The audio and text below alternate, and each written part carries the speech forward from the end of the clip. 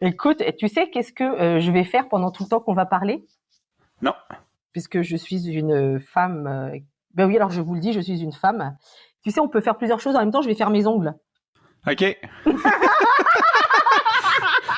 Je suis si plate que ça. Mais pas du tout! On peut arrêter ça là.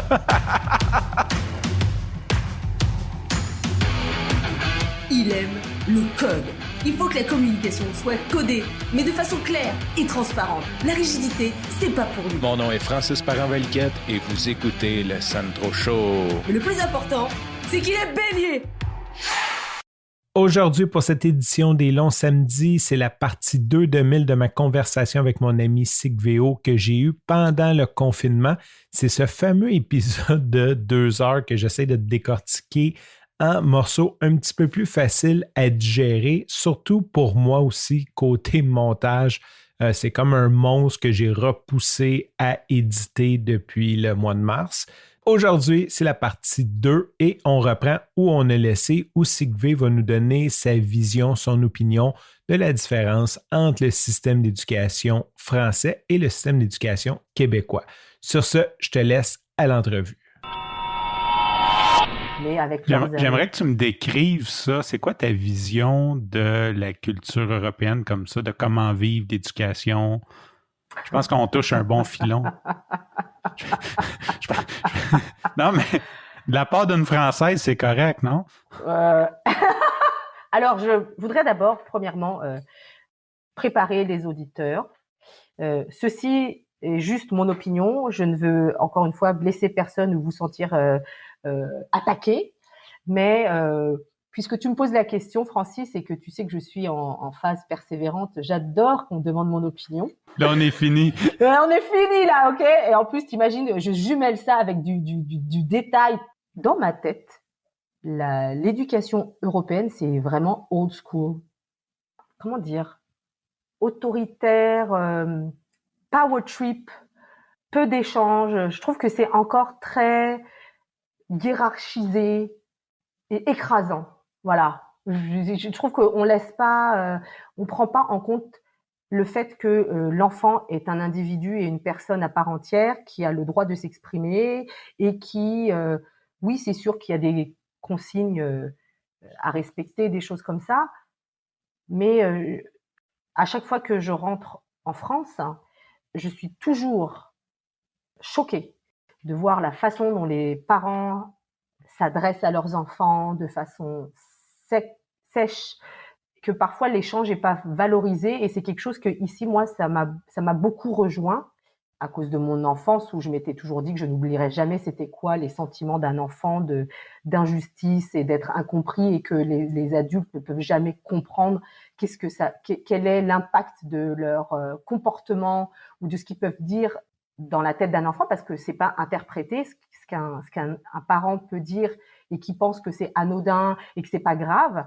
Parfois, c'est assez dévastateur pour un enfant qui le prend absolument différemment et qui n'a pas l'opportunité de le dire.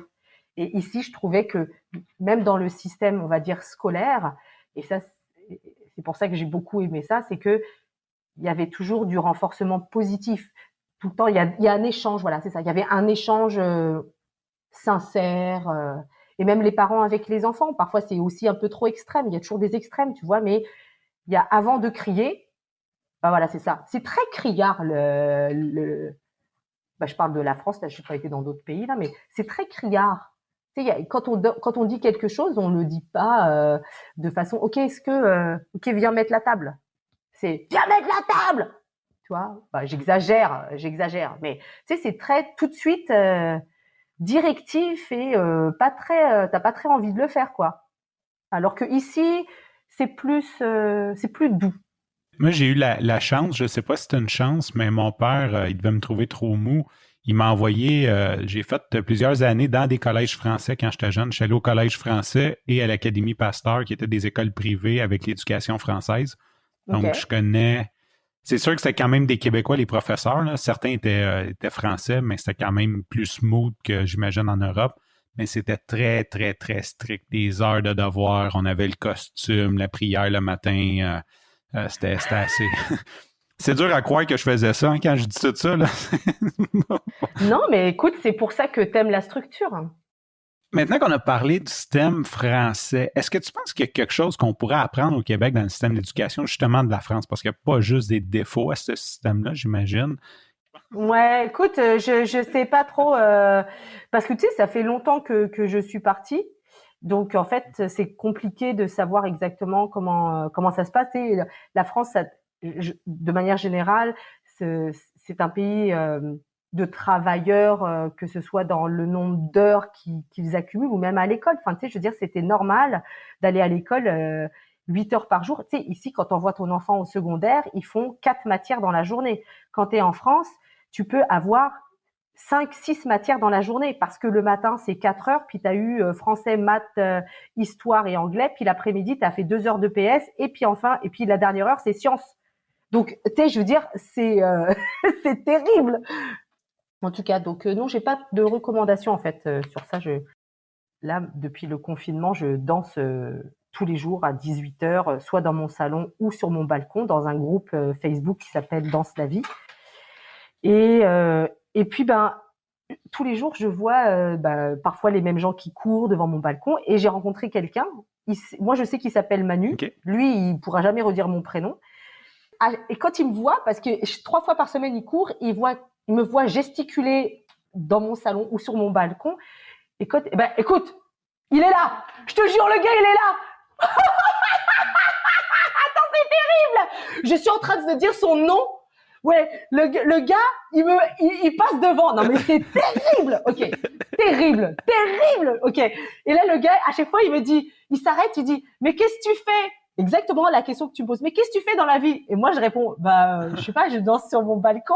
Je sais pas trop t'expliquer ce que je fais dans la vie parce que là, ma vie, elle est en même temps en pause, mais en même temps occupée avec ce genre de choses que je fais là avec toi, avec danser sur mon balcon, mettre du vernis pendant que je te parle. Enfin, c'est incroyable, quoi. Quand j'ai vu comme la boule d'énergie que tu as, tu sais, comme quand je t'ai rencontré, tu es comme un réacteur nucléaire qu'on aurait lancé de la cocaïne dedans, là. La chose qui m'a passé dans la tête, je me suis dit, s'il avait fallu que Sigvé soit dans le même cours que moi au secondaire, il y aurait sûrement eu un suicide à la fin de l'année. Genre, le professeur n'aurait pas toffé toutes les deux. Mais pas du tout. Mais pas du tout. Moi, j'étais quelqu'un de très calme à l'école. Là. La fille studieuse, je faisais pas de vagues, pas du tout. Okay. C'est que quand je suis rentrée en phase rebelle, où là, je suis devenue... j'ai toujours été studieuse et tout, mais je suis devenue un peu clown, tu vois. Mais clown gentil que le prof aimait bien parce que je travaillais bien, tu vois. Donc, non, t'inquiète pas, il y aurait pas eu de... J'étais un peu l'élève modèle. Tu sais, en fait, j'étais la nerd, quoi, tu vois. Avec la petite asiatique, les lunettes carottées vertes, qui a pas trop d'amis et qui veut être cool, mais puis un peu reject. Ouais, voilà quoi. J'étais partie du club des reject, c'est ça. Sur ce, je te remercie pour ton écoute. Je te dis à demain et bye bye.